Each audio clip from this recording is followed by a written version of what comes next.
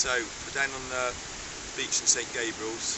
We're just about to go and try and find some seaweed, some shellfish, hopefully some limpets. Definitely going to find some kelp, some dulse, bladderwrack, some sea lettuce, maybe some top shells, some dog whelks. Before we go and collect them, we need something to collect the seafood in. And unfortunately, this is a common sight on nearly every beach you go to. There's rubbish everywhere. We don't look at it as rubbish. If we've got an empty bottle, we're going to cut that down, turn that into a container to collect the shellfish in. There's loads of different stuff, plenty of driftwood obviously, the usual polystyrene, great for making fishing floats, old cans for making floats for the nets, and string, pieces of net, virtually everything you want to find, you can find unfortunately in the name of rubbish.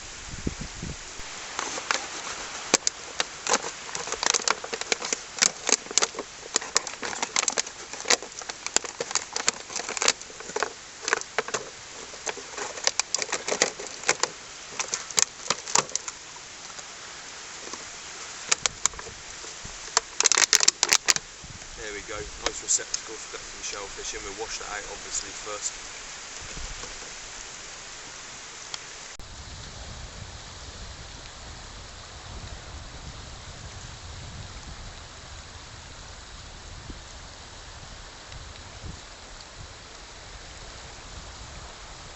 We've walked out onto the edge of the reef. The tide's just starting to turn now, so I always walk onto the edge of the limit and follow the tide back in. We've got a great bit of reef here that's covered in carrageen moss. It's everywhere. There's a lovely community of it here. This is a great seaweed. It's used traditionally as a thickening agent, making posh things like panna cotta. It's also very good for the lungs and the respiratory system. It's got proteins, minerals, fats, vitamins. It's great, obviously everybody knows seaweed's a superfood, but going from the sort of doctrine of signatures, which they sort of technique developed in the 16th and 17th century, where they started to look at plants and the shape of a plant and started to see the characteristics and did it off any similar characteristics of parts of the body. And if you hold up the carrageen moss sort of that way, it almost looks like the veins into the lungs, so maybe that was how they worked out it was good for the respiratory system. So we've got our empty bottle we've just washed out, and we're just going to pick this now. And the way to collect seaweed, just make sure you only break off the top third of each part of the plant, ensuring that the plant can still grow. Make sure this is a sustainable area that we can keep coming back to time and time again. There's other seaweeds here as well. There's lots of miniature red varieties. Seems to be quite a lot of desiccation from the storms. We've had some heavy storms recently, so only the sort of tougher varieties like the racks and the carrageen moss or the Irish moss are holding fast. Just starting to grow again. It's one of my favourites, the sea lettuce, lovely delicate seaweed. One of the green ones normally grow up by the shore and they go green, red, brown as they go out to kelps, and the racks being in deeper water. The green ones have got quite a lot of protein in actually. I'm not 100% sure, but I think this one's almost 30 to 40% protein. Really great, very, very fine, easily washed off the rocks, and this one can just be eaten raw.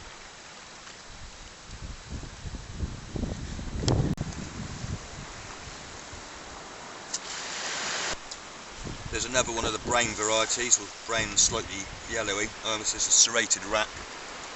A lot tougher than the sea lettuce, which can just be broken apart.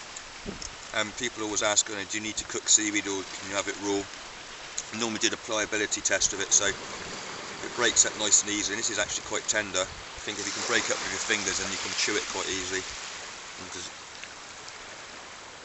And again, it's quite nice raw, so we'll take a little bit of this back later for the stew. You can see how it's been just held fast there, so we just go and break it off at the end, making sure the plant grows properly. I'm only going to take what we need today.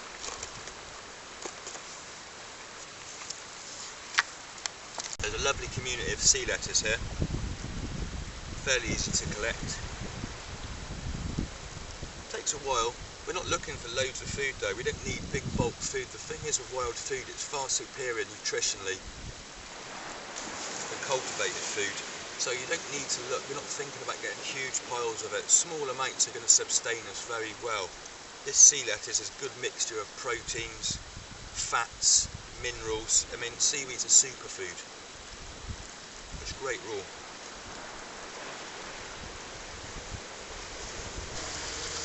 There's another great seaweed. This is dulse. This is one of my favourites. This is used still was used traditionally in Ireland. The tide's coming in now. You'll have to be careful here. This is dulse. It's used traditionally, dried and used to put into bread in Ireland. It's used for loads of different stuff. It's one of my favourite ones. It's one of the red seaweeds. Actually goes green when you cook it, which is quite funny. The kids seem to like it. So we're going to pick a bit of this before the tide comes in and washes us away off the rocks. That'll probably do us today for what we need. There's another green seaweed, gutweed. Some people call it spirulina. It's used for spirulina. It's got loads of protein in again. Really fine, this one, so it's hard to find this today after the storms. Game's really great. Obviously salty. You just take a little bit of this. Pot's nearly full now, so got plenty of seaweed in there. Just need to find some limpets, and starting to see some limpets showing now as we move further along the coast. Surrounded by rocks, they've got some protection. The reef we were on obviously gets desiccated and washed off, so nothing holds onto there. We've got plenty of boulders around us now. Limpets are everywhere, so plenty of seaweed. Get some shellfish in a minute. And we're quids in.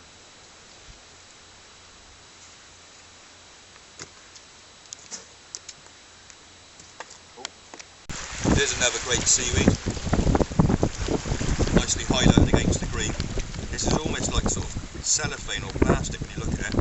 It's virtually transparent. And this is lava. This is what they still use down in Wales. This is cooked with pureed down. This is what they make lava bread with. And even though it's quite easy to pull apart, unlike the sea lettuce, it's really chewy if it's not cooked, but it's a great collection of it here, so this is going in the pot as well. Ready for the seaweed stew later. So we've found some shellfish now. Limpets, got some whelks and some winkles hiding around here. So another good source of protein. Limpets, most of you are probably familiar with getting off limpets, and if you're not, there's a trick to it. If you disturb the area or stand on the rock and cause vibration, you're sort of simulating the action of the rough sea, which is going to cause them to hold fast to the rock. So it's one swift strike, and using our foraging stick, if you haven't got a foraging stick, you can pick up a stone. Slightly more chance of maybe catching your knuckles and smarting your knuckles with a stone. So just, and you can see that one, first vibration that was caused by removing this limpet, it's caused that one to hold fast. So we won't waste energy trying to smash that one off. It's also worth remembering, or worth knowing, something Tom taught me, that limpets change sex when they become different sizes. As they grow, they change their sex. Now I don't know which way round it is, but what we don't do is we don't take all of the large limpets from an area, so we take some small ones, some large ones, we will leave some in an area to recolonise. Plenty of meat inside of them. We'll collect a few shells as well. Some winkles. There's our banded dog whelk. Tiny top shells in amongst it as well. Slightly too small to take. There's, talking about safety, really, about shellfish, people ask me. These are hard to know whether that's attached to the rock. But what you've got to look for is, as you pick it up, you want to look for this foot to go back in. It must show signs of life. We never collect shellfish if there's any chance it's dead. It's such complex protein, it decays very fast, and you're going to give yourself some nasty food poisoning.